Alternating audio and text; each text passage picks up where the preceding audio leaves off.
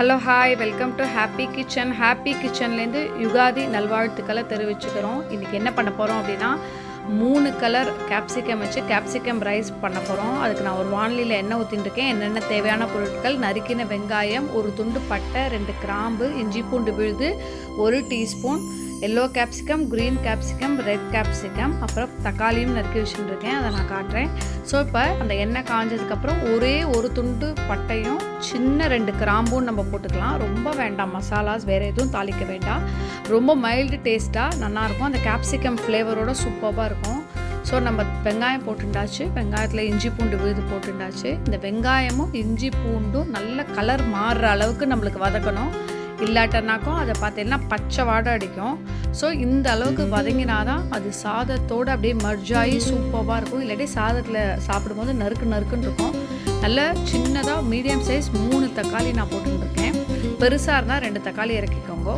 So அதே மாதிரி பொடியாக நறுக்கி அந்த தக்காளியை போட்டாச்சு. தக்காளியும் நல்லா வதங்கினதுக்கப்புறம் தான் நம்ம கேப்சிகம் போடுவோம். தக்காளி வதங்கிறதுக்கு நான் தேவையான அளவு இப்போ உப்பு போட போகிறேன். உப்பை போட்டால் நம்மளுக்கு தக்காளி நெய்வாக நல்லா வதங்கும். அதுக்காக தான் நான் உப்பு போடுறேன். ஸோ நல்லா 5 நிமிஷம் அது பாருங்கள், சூப்பராக சாஃப்டாக வதங்கிடுது. இந்த ஸ்டேஜில் நம்ம 3 கலர் கேப்சிகமே நம்ம ஆட் பண்ணிக்கலாம். எங்கிட்ட 3 கலர் இல்லை, 1 கலர் தான் இருக்குன்னா தாராளமாக 1 கலர் கேப்சிகம் போட்டுக்கலாம். நான் வாங்கினது 3 கலர் இருந்தது. நான் எப்போதுமே அதை ட்ரை பண்ணுவேன். அதனால நான் அந்த 3 கலரையும் போட்டிருக்கேன். ரொம்ப லவ்லியாக இருந்தது டேஸ்ட்டு. ஸோ அந்த 3 கலர் கேப்சிகமையும் போட்டு, கேப்சிகம் ரொம்ப நேரம் வதக்கணும் அப்படின்லாம் அவசியமே கிடையாது. ஏன்னா அது ஒரு 5 நிமிஷம் பார்த்தீங்கன்னா அழகாக சாஃப்டாகிடும். கேப்சிகம் நல்லா சாப்பிடும்போது அது ஃப்ளேவராக சூப்பராக இருக்கும். கேப்சிகமை போட்டு வதக்கியாச்சு. இப்போ இதுக்கு தேவையான அளவு கொஞ்சோண்டு மஞ்சள் பொடியும் சில்லி பவுடரும் நான் போட்டுக்க போகிறேன். காரத்துக்கு தகுந்தாற் போல் சில்லி பவுடர் போட்டுட்டேன். நான் ஜஸ்ட்டு ஒரே 1 டீஸ்பூன் போட்டுட்டேன். அப்புறம் ஒரு 1/4 டீஸ்பூன் மஞ்சள்தூள் போட்டுருக்கேன். இதை நல்லா வதக்கணும். அந்த சில்லி பவுடர் வாசனை போகிற அளவுக்கு தான் வதக்கினா போதும். அதுக்கு மேலே வதக்கணுங்கிற அவசியம் இல்லை. ஸோ பாருங்கள், சூப்பராக வதங்கிட்டுருக்கு. இதுக்கு நடுவில் நான் சாதத்தை தனியாக நம்ம உதிராக வெடித்து வச்சுக்கலாம். இல்லை வடித்த சாதம் இருந்தாலும் அதில் பண்ணலாம். நான் அன்றைக்கி ஃப்ரெஷ்ஷாக சாதம் வெடித்து வச்சுருக்கேன் நல்லா. ஸோ அதில் மேலாக சாதம் உதிராக இருக்கிறத எடுத்து நான் போட்டு மிக்ஸ் பண்ண போகிறேன். இந்த மாதிரி தான் உதிராக இருக்கும் சாதம். இதுக்கான பாருங்கள், சூப்பராக வதங்கியாச்சு. இந்த ஸ்டேஜில் நான் கிச்சன் கிங் மசாலா ஆட் பண்ண போகிறேன்.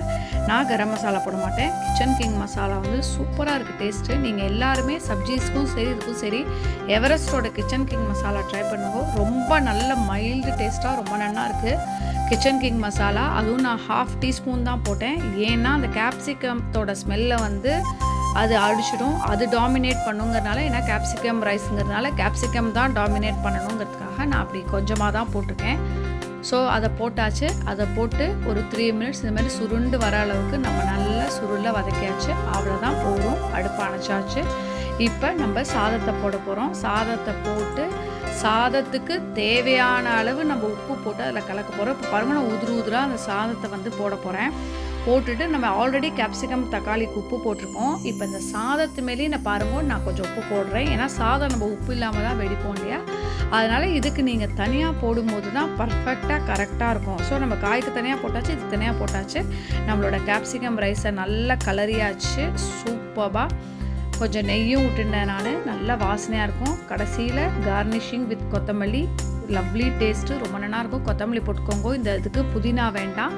கொத்தமல்லி போட்டுட்டு நல்லா கலரி விட்டு இதை நல்லா தயிர் பச்சடியோடு வச்சு சாப்பிடும்போது ரொம்ப எம்மியாக சூப்பராக இருக்கும். ஒரு ஃப்ரையோடு வச்சு சாப்பிட்லாம். நம்ம எல்லோரும் ட்ரை பண்ணுங்க.